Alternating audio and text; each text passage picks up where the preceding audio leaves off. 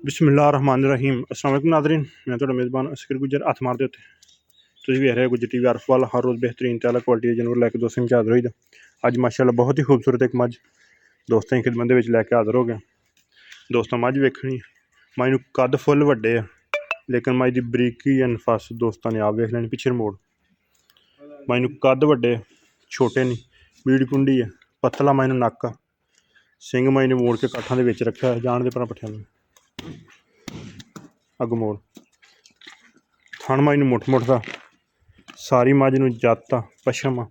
सिर्फ मझ दी पुछल थोड़ी जी गोड्यां ताईं आउंदी है, लेकिन मझ दे खुड्डे पुट्ठे दोस्तों आ वेखने। ढाका मझ नूं इंज जिवें कोई शै टंग दिओ दोस्त रोज़ वेखदे थे, लेकिन माशाअल्लाह इस मझ नूं जिन्नियां ढाकां खुल्लियां या पुट्ठे खुल्ले दोस्तों वेखने माशाअल्लाह। सोटी फड़ के लैनी मोड़ धुन्नी कोली दा मझ नूं निशान है नहीं जरा जिन्ना भी जिसम ते।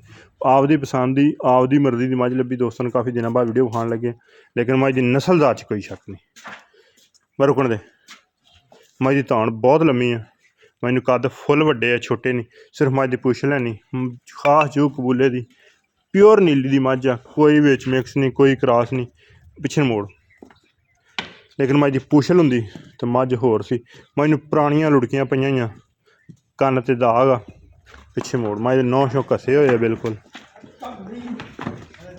टुरदी फिरदी वीरां दी नज़र आ माशाअल्लाह। कद फुल वड्डे मझ नूं चरन दे इत्थे ला गए माशाअल्लाह। खूबसूरती बरीकी दोस्तों ने आप वेख लैनी। पुरानियां मझ लुड़कियां पईयां, यानी कि ताज़े निशान या कन्न ताज़े कन्न कट्टे होण।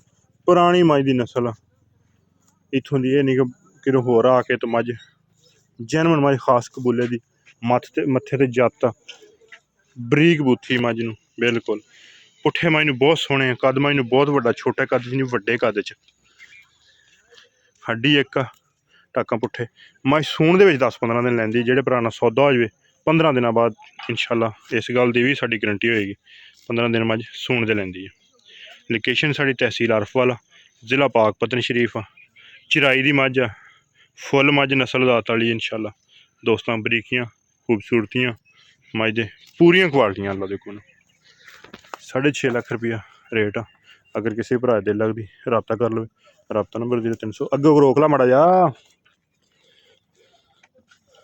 माशाअल्लाह। वड्डी है छोटी है मझ नहीं, लिबास भी इंशाअल्लाह सोहना ते वड्डा बनाएगी, इस गल की भी गारंटी। कम से कम 15 दिन नहीं सुनती। मझ नूं पुट्ठे टाकां इंज भी छड्ड दिओ गल्लां, कोई चीज़ां टंग लिओ।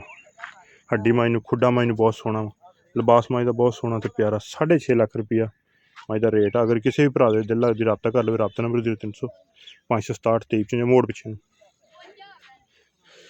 मझ किसी किस्म का कोई वादा घाटा हो जिम्मेवारी गारंटी होएगी इंशाअल्लाह।